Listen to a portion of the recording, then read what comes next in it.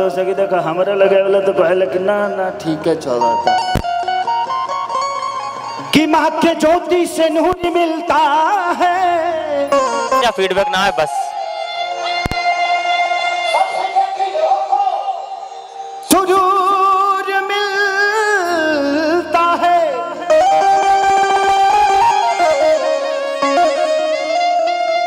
कि माँ के दरबार में जो जाए खाली हाथ। थोड़ा सा लेवल गेन कम करना थोड़ा सा गेन ढोल का एक माइक लगवाता ढोल का बेस का माइक लगवाता है उसका थोड़ा सा कम कर दो थोड़ा सा कम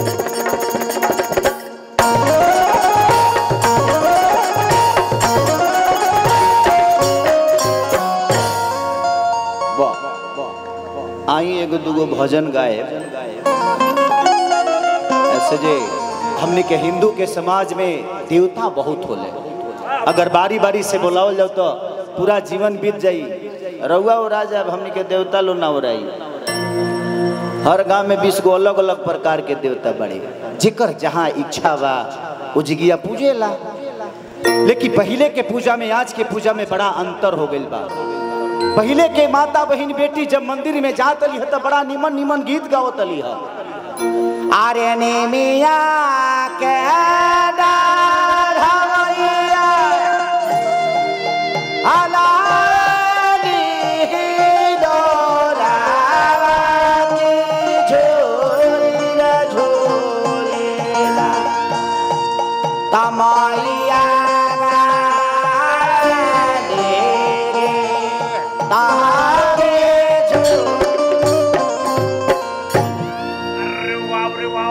लेकिन आजकल के लड़की मॉडर्न हो गई बड़ी सौ थाली सजा ले तरी सौ जींस पैंट पहन ले तरी सौ टी शर्ट पहन ले तरी सौ आ दुर्गा जी के मंदिर के लेके जाके कहते से हेलो दुर्गा मॉम अभी मैं जा रही एनिमल देखने बाद में तेरे को आकर प्रणाम कर लूंगी। माइयो बुझा तरी की जब ना हिसाब से कर कपड़ा वही हिसाब से कर सरधो बा लेकिन क्या करब जमाना के हिसाब से परिवर्तन ही बदलाव है हर आदमी अपने आप के बदलता है। हमारे बाबूजी पैंट शर्ट कब पहन ले तो चिन्हबे ना कर लेकिन मंगरू या दो लेकिन आदमी चिन्हता लेकिन देखाओ बाबू हर किस्सा चलता रबारी भगती के बालहार तब पूजैया होता है राजा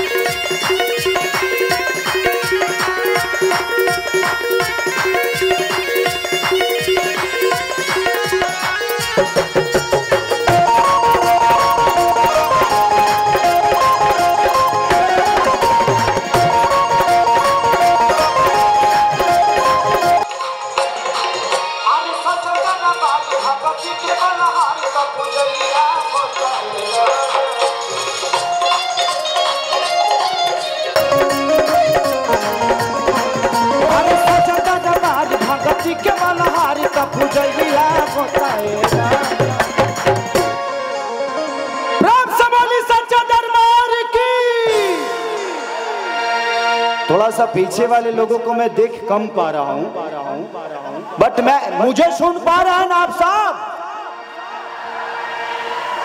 विनोद हवा बाबू बाबू चढ़ मत ना तो ऊपर ऊपर अंतरिक्ष में निकल जाइबे। किस्सा चलता रबार भगती के बालहार तो पूजैया होता है राजा कि नवती नदिया जरे लोग जागेला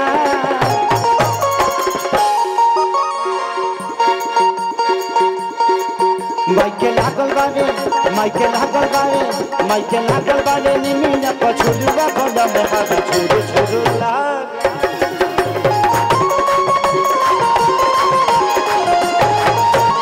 माइके लागल बारे निमिया पछुलुआ गंडा में हाथ झुर झुर लागे।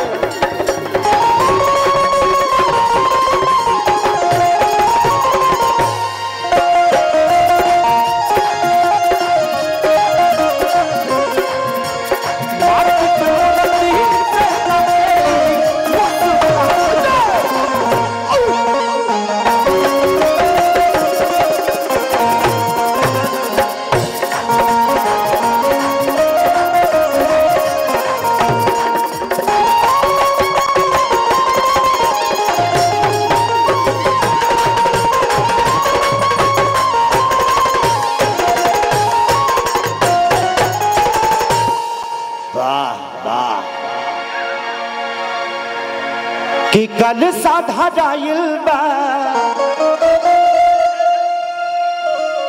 कि दिया बराई सभे बैठल आसान कि है घर माई। राजन भैया यही बतिया के जब हमने के ब्यास लोग जो रामायण और महाभारत गाते हैं, हम भी पहले रामायण महाभारत गाते थे। वो तो माई के कृपा भइल भॉइस पर से रामायण में कोदनिया रामायण में से डायरेक्ट स्टूडियो में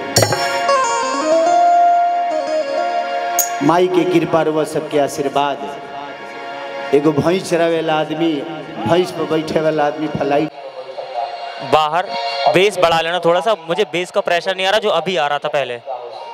हाँ देख लेना, अगर वो बजाते हैं बेस तो ठीक है, नहीं बजाते हैं तो कोई बात नहीं। दिया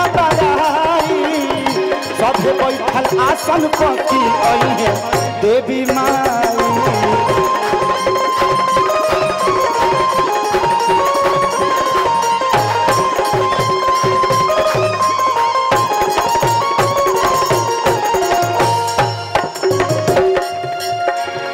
कलसा धराइल बा दिया बराई सब बैठल आसन की।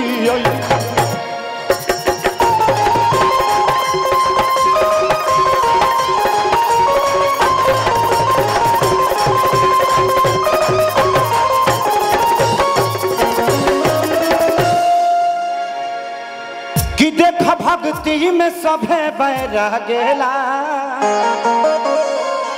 प्रेम से बोली सच्चा दरबार की। देखिए आजकल संगीत बड़ा ऊपर हो गया है। हम लोगों को अब भजन राधे भैया थोड़ा सा बैंजो बढ़ा देना पीछे, थोड़ा सा बढ़ा दो। और इसका बेस खत्म कर दो यार, पैड का ये मरा जा रहा है। इसका बेस यहाँ बंद कर दो, पूरा बंद कर दो। अरे यहाँ एक लगा है, बाहर 12 लगे, ये नहीं लगे पीछे। इसको कम करो पहले, इसको क्या मांग है? बोल नहीं रहा है। बाहर 12 लगे यहीं नीचे, इसको कम करो।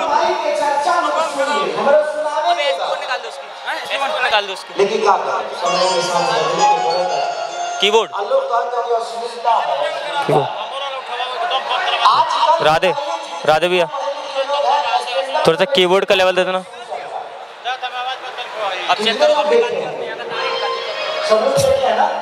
बाहर से आ रहा है नहीं है। राधे भैया थोड़ा सा कीबोर्ड का लेवल दे दो, कीबोर्ड का लेवल दो। और मेन गेंद देना, जो बातें नहीं देना उसको 6 में देना, 6 में कीबोर्ड देना 6 में। तो चेक करना 6। थोड़ा और लेवल दे दो, थोड़ा और लेवल दे दो 6 में। समय लोगों को मजा चाहिए, बोलने के लिए 10 बात बाहर दुनिया बोल देती है, लेकिन घर के अंदर मोबाइल रह लोहे की जवानी करता है। तो किसी को समझाना, किसी को 2 बात बोल देना ना सबको आता है, लेकिन जो करके दिखाता है उसको समझाइए कि हम वो क्या करता है। राधे भैया का अंत हो जाता है तो इंसान थोड़ा सा कीबोर्ड का लेवल बढ़ा दो, थोड़ा सा कीबोर्ड का लेवल और दे दो। मेन दे दो, गेंद से दे दो थोड़ा सा, दुनिया का मतलब है गेंद से दे दो थोड़ा सा लेवल। क्या कर दिएगा तो मरा जा रहा है वो। हो गया वो जिंदा का, और जो जिंदा है वो कभी राम का नहीं हो सकता। जिंदा विराम का बोले चलो भी चलते में और देख लेना मरा जा रहा वो जबरदस्ती। लेकिन जिंदा जो होगा वो राम का हो ही नहीं सकता, जो मरा वही राम का होगा।